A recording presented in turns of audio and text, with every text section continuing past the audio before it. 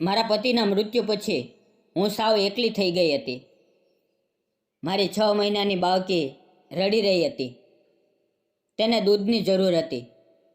મારી પાસે દૂધ લેવા માટે પૈસા નહોતા. એટલે હું એક શેઠની દુકાને દૂધ લેવા માટે ગઈ. મેં દુકાનદારને કહ્યું, મારી પાસે પૈસા નથી અને મારે મારી દીકરી માટે દૂધ જોવે છે. ત્યારે તે શેઠે હસતા હસતા મને કહ્યું કે, મિત્રો, કહાની ખૂબ જ સુંદર છે. પૂરી સાંભળવા માટે વિડીયોને છેલ્લે સુધી જોજો. તો ચાલો વાર્તા શરૂ કરીએ. સાવિત્રી એક યુવાન વિધવા મહિલા હતી, જેનું લગ્ન જીવન ખૂબ ટૂંકું રહ્યું. તેના પતિનું લાંબી બીમારી બાદ અવસાન થયું હતું. તે તેની પત્નીને અને પોતાની નાની દીકરીને એકલી છોડીને જતો રહ્યો હતો. હવે સાવિત્રી તેની 2 મહિનાની નાનકડી દીકરી સાથે તે એક ભાડાના ઘરમાં રહેતી હતી. તેને ક્યારેય કામ કરવાની જરૂર પડી નહોતી, કારણ કે તેનો પતિ હીરા ઘસવાનું કામ કરીને સારી રીતે ઘર ચલાવી રહ્યો હતો.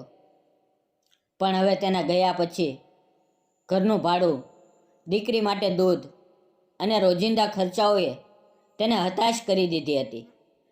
તે તેના ભાઈ આદિત્ય અને ભાભી પાસે મદદ માંગવા ગઈ, પરંતુ તેણે કહ્યું, અમારી પોતાની જવાબદારીઓ છે, તું તારું જાતે જોઈ લે. તેની વાત સાંભળીને સાવિત્રીનું હૃદય તૂટી ગયું. તે ઘરે પાછી આવી, પણ તે હારી નહીં. તેણે નક્કી કર્યું કે તે પોતાની દીકરી માટે લડશે. એક દિવસ જ્યારે તેની દીકરી ભૂખથી રડી રહી હતી, તે ગામની દૂધની દુકાને ગઈ. દુકાનના માલિક વિક્રમ શેઠ એક દયાળુ અને સમજદાર વ્યક્તિ હતા. તેણે સાવિત્રીની મજબૂરી જોઈ અને પૂછ્યું, શું વાત છે બહેન?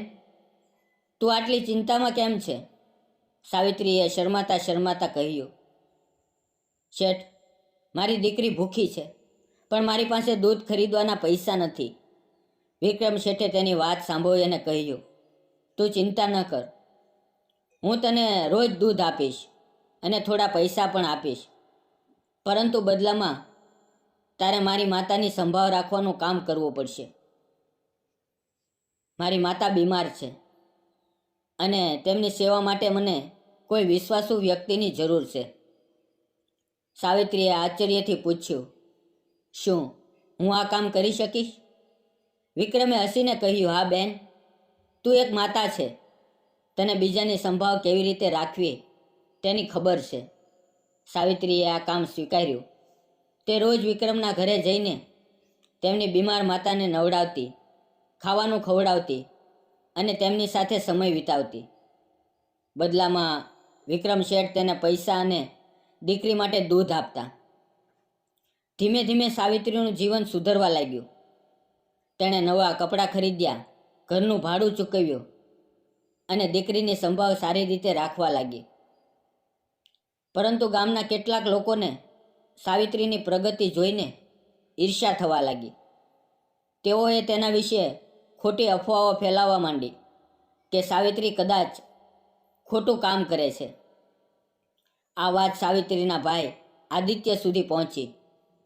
આદિત્યને ખૂબ ગુસ્સો આવ્યો અને તે તરત જ સાવિત્રીના ગામે તેનો હાલ જાણવા ગયો. જ્યારે આદિત્ય સાવિત્રીના ઘરે પહોંચ્યો, ત્યારે તેને ખબર પડી કે સાવિત્રી વિક્રમ શેઠના ઘરે છે. ગામના લોકો તેને વિક્રમના ઘરે લઈ ગયા અને કહ્યું, જો તારી બહેન ત્યાં છે. આદિત્ય ગુસ્સામાં વિક્રમના ઘરે પહોંચ્યો, પણ ત્યાં જે દ્રશ્ય જોયું તે જોઈને તેની આંખો ફાટી ગઈ. સાવિત્ર વિક્રમની બીમાર માતાને સમચીથી ખાવાનું ખવડાવી રહી હતી. તેની નાનકડી દીકરી નજીકમાં ખુશીથી રમી રહી હતી. ત્યારે આદિત્યને સમજાયું કે તેણે પોતાની બહેન પર ખોટી શંકા કરી હતી. તેણે પોતાની ભૂલનો અફસોસ થયો. વિક્રમે આદિત્યને બધું સમજાવ્યું. તારી બહેન ખૂબ મહેનત કરે છે. તે મારી માતાની દીકરીની જેમ સંભાળ રાખે છે.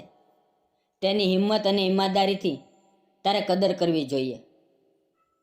આદિત્યને પોતાની ભૂલનો ખૂબ પસ્તાવો થયો. તેણે સાવિત્રીની માફી માંગી અને કહ્યું, બહેન, હવે હું તને ક્યારેય એકલી નહીં છોડું. જો તને ક્યારેય મદદની જરૂર હશે તો હંમેશા તારી સાથે છું. પછી ગામના લોકોને પણ સચ્ચાઈની ખબર પડી અને તેઓએ સાવિત્રીની હિંમતની પ્રશંસા કરી. કેટલાક લોકોએ તેની મદદ માટે હાથ લંબાવ્યો અને ધીમે ધીમે સાવિત્રીનું જીવન સ્થિર થયું. અને આખરે સાવિત્રીએ પોતાની મહેનતથી એક નાની દુકાન ખોલી, જેમાં તે ઘરે બનાવેલો નાસ્તો અને હસ્તકલાની વસ્તુઓ વેચવા લાગી. તેની દીકરી ખુશહાલ અને સ્વસ્થ થઈ અને સાવિત્રીની ગામની મહિલાઓ માટે પ્રેરણાનું ઉદાહરણ બની. મિત્રો, જીવનમાં મુશ્કેલીઓ આવે તો હિંમત ન હારો. મહેનત અને ઈમાનદારીથી દરેક સમસ્યાનો ઉકેલ મળે છે. સમાજે પણ એકબીજાને સમજવું જોઈએ અને મદદનો હાથ લંબાવવો જોઈએ, ખાસ કરીને તેની માટે જે મુશ્કેલ સમયમાંથી પસાર થઈ રહ્યું હોય. મિત્રો, આ નાનકડી વાર્તા તમને કેવી લાગી તે કોમેન્ટમાં જરૂર જણાવજો. અને ફરી મળશું કાલે. ત્યાં સુધી તમે પોતે તમારું ધ્યાન રાખો. ધન્યવાદ મિત્રો.